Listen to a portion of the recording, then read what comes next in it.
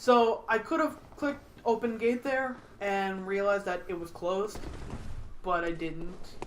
And I think I go back there later. I'm pretty sure I cut that entire part out of the video. Oh, okay. I actually know you. So that gate is for a boss you fight later on. Okay. So you don't. That gate is doesn't. You will not go through there yet. Okay. It's for a really mean boss. All of these bosses in this game are really mean. Oh yeah. But yeah, I cut out like 5 minutes of backtracking to figure out what the hell that was. So. Yeah, I don't know. I think yeah, like I think Dark Souls 2 just it's not a failure. It's like it's I think it has problems everywhere, but it's not a failure. It's a lot of good with no. When someone asked me to describe Dark Souls 2 to them, I mentioned that it felt like a series of really cool things. Yeah, nothing that felt lived in, really. I didn't think. Yeah, like it had, especially on PC. I love the frame rate. That was 60 FPS all the time. Had a lot of really cool things in it, but as cool as it felt, it also, like when you tried to connect them all together, it didn't feel natural. No, it didn't. It felt like unnecessary. Like not even they didn't even unnecessarily. I mean, they called back to Dark Souls 1 a few times for whatever reason, and it wasn't egregious. Like they didn't do it a ton, but it never felt like. I was just like, I don't know. I mean, even in the world flow, like. It kind of felt like they wanted to do Demon Souls did by having you teleport to different areas. But those areas are connected in such a weird, disjointed way. Yeah, in this one it's like, okay, I'm in the fire area. Okay, I'm in the, I'm in the mountain area. Yeah. I'm in the bug area. I'm in the forest. It felt weird. It did. And by the way, this is the best shortcut in the entire game, is that one right there. Yeah. To let you go from the old Yharnam lantern almost directly to the Bloodstar Beast. Delightful. Which also, by the way, if you're playing this area right here is really good for farming souls because the werewolves drop a ton. They do. And sometimes by now... they drop blood vials too, right? Yeah, they drop blood vials. They drop... I'm pretty sure they designed this area in the game to be... if your equipment isn't up to snuff yet, because almost every werewolf in this area drops a ton of blood echoes, as well as strengthening gems. Oh yes, like the stuff you need to upgrade your equipment. Because by this point in the game, you've probably gotten a couple of badges.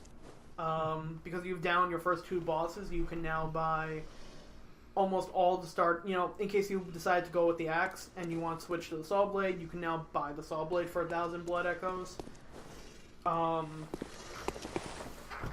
of the, like I said, by the time I finished this, I think I had something close to 50, upgrade stones. Yeah. So it's like, if you don't have the equipment you want, or you want to try new equipment, you can just, farm the crap out of this area. You'll have plenty of stones to just slot in if you get better ones. Well, no, I mean, I'm talking about the upgrade ones in particular. I see. Oh, yes, the ones that fortify your weapons. Right, yeah. You also get a ton of enhancement ones, too. So I'm trying to figure out where the hell the hooded beast is, because I hear him. I know, yeah. I went down the alley first, and it's cool how they shroud it. It's just like, wait, what the fuck? And it doesn't move until you actually get to it. Yeah. Like, oh, there you are. Hey, buddy. But I mean, this area is supposed to really just give you a ton of souls and a ton of upgrade stuff. So, say you decide to go with the cane, and the cane just isn't doing it for you. Because coming up very soon after this part is the fight with Bloodstar Beast. who in many ways is the first really tough fight of the game.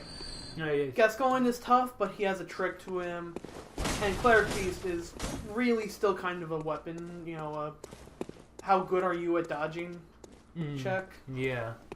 But Bloodsucking Beast, you can be prepared, have good equipment, and still lose that fight really quickly.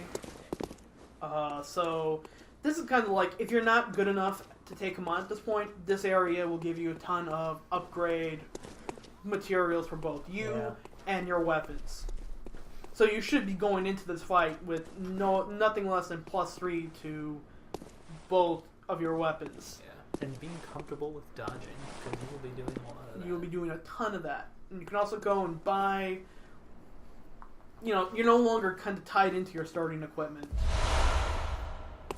That's true. You should be able to buy the repeating pistol. You can buy the blunderbuss if you started with the pistol. You can buy the pistol if you started with the blunderbuss. You can buy everything and upgrade everything. Yeah.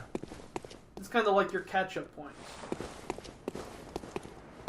And yeah, going down there will take you through there. I decided to check out the rest of the area first, so I'm pretty sure I made a big cut. Man, I wish it loaded that fast in the Hungry Stream. I'm looking back at some of the videos that I recorded and watching it and going like, oh man, the frame rate of this is good. I cut out like 6 minutes of load times. Yeah. So yeah, I have like 18 of them. So I basically upgraded the blunderbuss, Nice. the torch too. For anyone who's having trouble with werewolves, or particularly if you're having trouble with Gascoigne and his werewolf form, because you can't interrupt him with the gun in his werewolf form except for that one attack you were telling me about. Fire. If you put fire in his face, he'll back off. He does too. Okay, so the first time I noticed that was the area with the Gatling gun. There's those little wolf creatures. I noticed they started to back up with fire. I didn't realize that those did as well. That's super awesome. Yeah. I'll have to do that for New Game Plus if I get around to it, because shit's getting really hard right now. The stuff I'm working on, I'm level 65 right now, and welcome. What is it? The stuff I'm Very dealing well. with Let me. It's not bad, but sometimes there's just a move that the enemies will have, and it'll just be like, oh my god, I know I have to dodge this, otherwise it will one-shot me. Farewell, good hunt. May you... Yeah, it's cool. I feel like this game is consistent and awesome. And unlike Dark Souls 2, which we were talking about earlier, has these weird disjointed aesthetics as you go through, I feel like this game is consistent for the most part throughout the whole thing. The flow is very natural. The flow is very natural. It has the flow of Dark Souls and the nice hub world mechanics of Demon Souls. Yeah. It really feels like the next gen push for both. Yeah. For both games. Like, I'm really happy with it. Absolutely, me too. I haven't seen a game from software this impressive since Eternal Reign. You played that? One of my first launch. Like the PlayStation 2 launch, there were like 3 games out for it. It was either that or Orphan. Did you wish you got Orphan? No. Farewell, good hunter. Was Eternal Ring okay, or was it... Eternal Ring was fucking terrible. It was terrible? It was hard as shit. Yeah. Like, imagine playing Demon Souls, but you can only play first person. Oh, so it was like Kingsfield. Yeah. Also, by the way, it's really hard to notice him. There's one hiding up there. Wow. He never drops to attack you. Huh. But he's definitely up there. Oh wow. It's like stringing up one of the beasts by his neck. And you also get I don't know if I put the footage of checking it out in this video, but those beast pellet things. Yeah. They turn you into a werewolf. It kind of mentions increases beast transformation. Yeah, I have no idea. I've seen shit like that, and I don't know how to, if that does indeed exist. There are items that I've noticed that I was telling you earlier. There's one item I missed, and I want to go back to this place to look at that. It's a sort of howl, and it can interrupt enemies that might be doing certain attacks. Because, man, like, after the fight with Father Gascon, I'm like, can you turn into a werewolf too? Yeah, because assuming, obviously he was hunting too, and this is something that's in everybody, they have the potential to become a beast.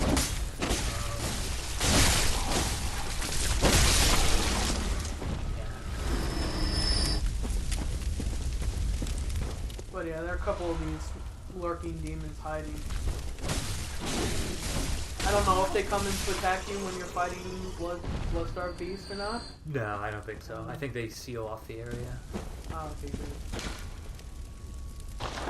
Oh. So, yeah, there's a little hint there. So when you ring the bell. The game. This is the first hard fight, like really hard fight in the game, in my opinion. Again, this is the Bloodstar Beast. He's really fast, he hits hard, he poisons you. I know people who have spent 20 tries on him alone. So I decided for this one, because I had a ton left over, I used fire, paper, and oil urns. I didn't realize until I looked at the footage again, I think I missed my toss with the oil urn, which is supposed to make him vulnerable to fire. But I think the Bloodstar Beast might actually be emanating oil naturally. But yeah, fire is your friend for this one, and dodging is your friend. You basically want to lock onto him and be prepared to sidestep fucking everything.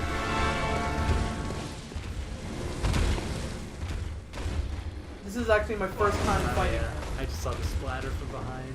Yeah, but yet it looks like he's... I can't tell if that maybe is his poison or... It might be his poison. Just leaks out. And then in any case, fire is still really effective. Yeah. I'm getting up really close to him here. I would not necessarily recommend that. Unless you are like... I don't know, I play Dual Blades and Monster Hunter, so I'm used to kind of dodging something's legs and fighting. But always circle around him. Wait for him to attack, dodge towards his legs, and just go for a few quick swipes. Don't get greedy, always make sure you have enough stamina to dodge out of the way. And just make sure you have as much healing vials and antidote as you possibly can. He can turn the tides very quickly. And as you progress, you'll notice that it starts to emit more poison. Yep. So even if you're within range of it, you'll start to get poison. I think it's about halfway mark. Yeah, right around the here. halfway mark. And then as he gets into the lower third, lower fourth, he also becomes a lot faster. Yes. He's very fast now. He gets faster. Also, don't bother unless you're going to use the torch. If I was smart, I probably should have used the torch as my offhand. Particularly since I'm going untripped. But it might stun him for a second, but you can't really get a good visceral attack into him. And you can see just by being around him was getting poison there. But yeah, you do no damage with your firearm, so do damage with your firearm.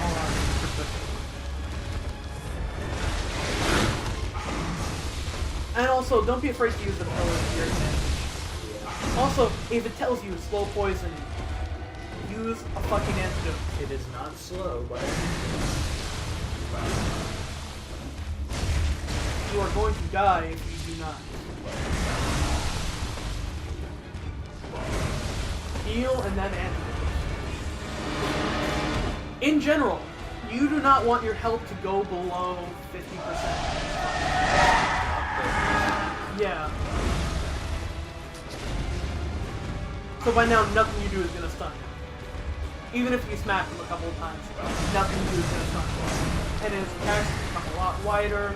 So pretty much, by this point, do what I do and smack him. But don't do what I do immediately after here. Because I got so excited over killing a difficult boss on the first try, I decided to take a screenshot and upload it. And in my excitement, I forgot the goddamn capture card is recording all of this. So I said, oh, I'll go back. I was poisoned, and I died. So, yeah. That's the end of that fight.